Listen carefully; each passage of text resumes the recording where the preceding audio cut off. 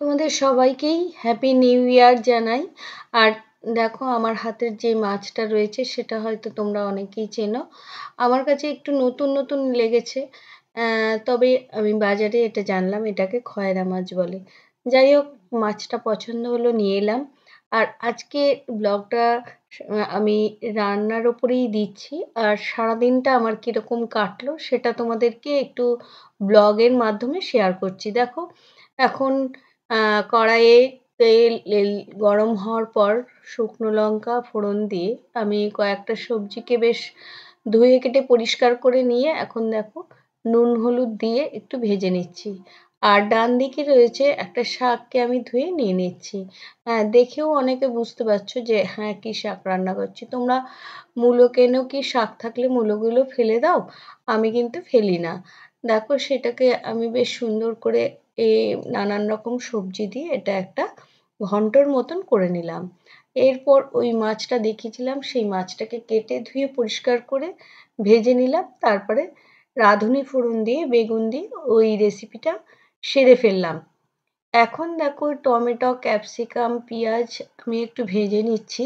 আর ডান দিকে নিয়ে নিচ্ছি চিকেনটার মধ্যে সব মশলাই দিয়েছি।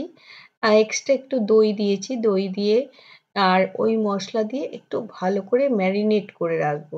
দূর বাবা, আমার এত ইংরেজি আসে না। আমি বলি যে ভালো করে মেখে ঝুঁকে আমি চাপা দিয়ে রেস্টে রাখবো।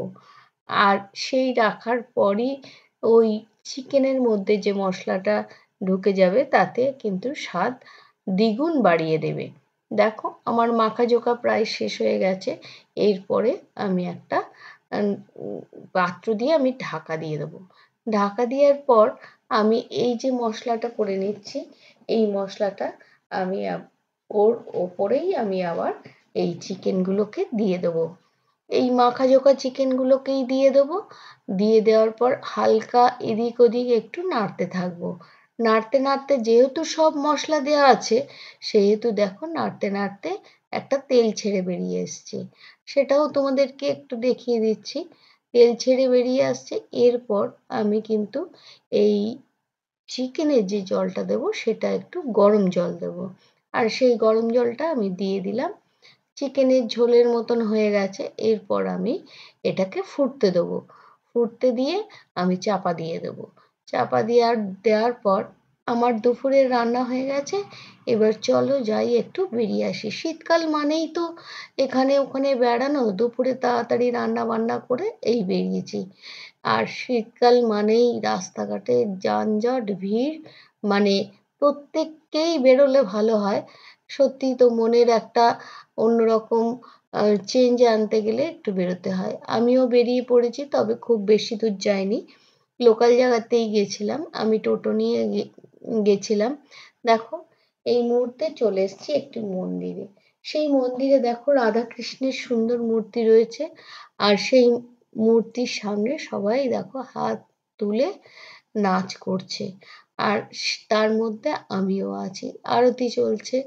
আরতি চলার পর দেখো আমরা ভক্তরা হাত তুলে হরি বল বলছি। আর আমিও তিলক কেটে নিয়ে বষ্টমী হয়ে গেছি। বষ্টমী হয়ে গিয়ে এদের মতন আমিও আনন্দ করছি। এই আনন্দ করতে করতে তোমাদের বেশ খানিকক্ষণ ধরে মন্দির এবং তার সংলগ্ন সব কিছুই তোমাদেরকে একটু শেয়ার করে দিচ্ছি। হ্যাঁ হ্যাঁ, এই মন্দিরটা আমাদের এখানে ইস্কন মন্দির। আর এই ইস্কন মন্দিরে আমি বেশ কিছুক্ষণ সময় কাটিয়ে নিলাম। দেখো কি ভিড়, কি ভিড়! আর এই মন্দিরে এসে আমার মনটাও একটু ভালো হয়ে গেল। আমি এই তিলক কেটে মন্দিরে ভোগ খেয়ে আমি এখন সন্ধে প্রায় অনেকটাই হয়ে গেছে। এবার বাড়ির দিকে রওনা হব। এত প্রচণ্ড ভিড় ছিল যে সত্যি তখন মনে হচ্ছিল বাড়ি থেকে বেরোলাম কেন। কিন্তু বেরিয়ে এসে এটাও আমার একটা অনুভূতি। দেখো, মন্দিরটা ঠিক পুরীর আদলে হয়েছে। সেই জন্য একটু ক্লোজ আপে তোমাদেরকে দেখিয়ে দিলাম। এটা কিন্তু হাওড়া জেলার ইস্কন মন্দির।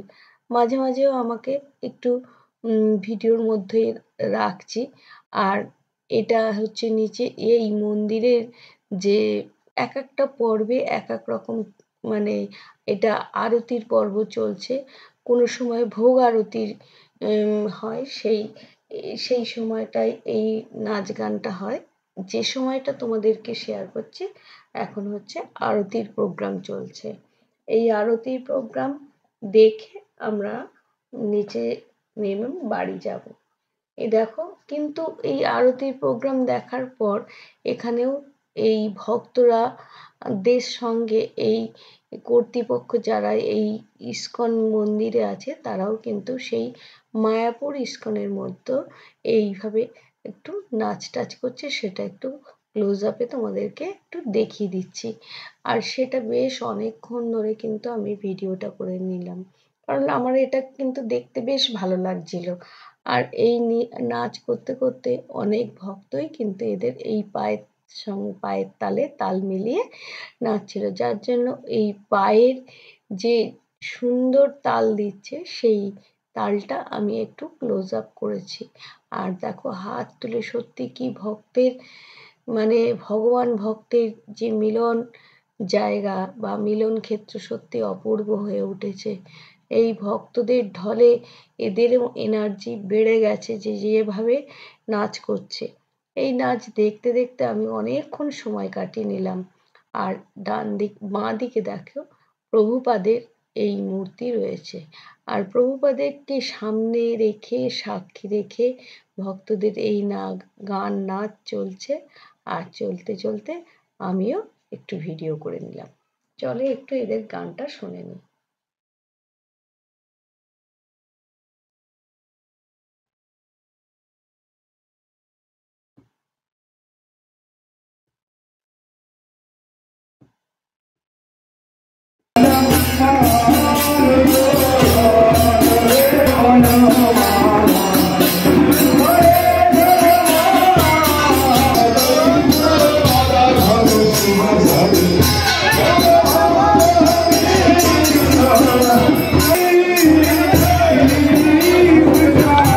মন্দির থেকে আসার পর দেখো এবারে আমরা পিকনিকে ব্যস্ত হয়ে পড়ছি। আর শুরুতেই তোমাদের দেখানো হলো যে এই চিকেনটাকে একটু ধুয়ে কেটে পরিষ্কার করে নিয়ে নেওয়া হয়েছে। আর এবারে পেঁয়াজটাকে তেলে ভালো করে লাল লাল করে ভেজে নেওয়া হয়েছে। তারপরে দেওয়া হচ্ছে আদা পেঁয়াজ রসুনের একটা পেস্ট। দেখো জল দিয়ে মিক্সিটাকে ধুয়ে দেওয়া হচ্ছে। এরপর লঙ্কা গুঁড়ো দেওয়া হচ্ছে। আরও এছাড়া আরও যে মশলাগুলো দেওয়া হবে সবগুলোই একটু একটু করে তোমাদেরকে শেয়ার করে দেওয়া হবে। এরপরে দেওয়া হচ্ছে সেই বিরিয়ানির মশলা, তারপরে দেওয়া হবে একটু গাইছাপ রং, তারপরে হলুদ লঙ্কা গুঁড়ো, এটা হচ্ছে কাশ্মীরি লঙ্কা গুঁড়ো, সব দেওয়া হচ্ছে। দিয়ে এর ওপরে মাংসটাকে চাপিয়ে দেওয়া হবে। এটাকে হচ্ছে এক পাকে বা দাদা বৌদির স্টাইলে বিরিয়ানি, আলাদাভাবে কিছু করা হচ্ছে না। দেখো একসঙ্গে সব মশলা দিয়ে বসিয়ে দেওয়া হচ্ছে। এরপরে আলাদাভাবে চালটাকে ফোটানো হবে। এই যে আলুগুলোকে দিয়ে দেওয়া হলো, দেখো না ভেজেই দিয়ে দেওয়া হলো। এটা হচ্ছে এক পাকে রান্না করা, খুব শর্টকাট প্রসেসে হয়, খেতেও কিন্তু সুন্দর হয়। আলুগুলো ভালো করে সাজিয়ে গুছিয়ে দিয়ে আর একবার একটু নাড়াচাড়া করে নিলাম। নাড়াচাড়া করার পর এবারে একটু চাপা দিয়ে দেব। দেখো তার আগে যদি চিকেনগুলোকে বসিয়ে মানে ওর ওপর চিকেনগুলোকে দিয়ে তারপর একটু নাড়াচাড়া করে এবারে ঢাকা দিয়ে দেবো। এরপরে সামান্য একটু নুনের আন্দাজ মনে হচ্ছে একটু কম হয়েছিল, আগেও দিয়েছি, এরপরে আবার একটু নুন ছড়িয়ে দেওয়া হলো।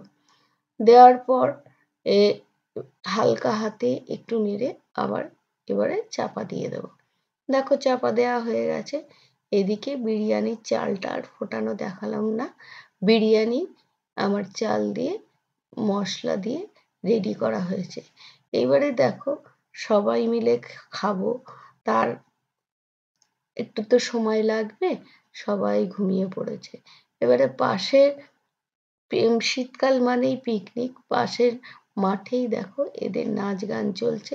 দরজা খুলে মাঝে মাঝে এদের নাচ গানটাও একটু দেখে নিলাম। তবে একটু নাচ গান তোমাদেরকে শেয়ার করব, সেটা একটু দেখে নাও।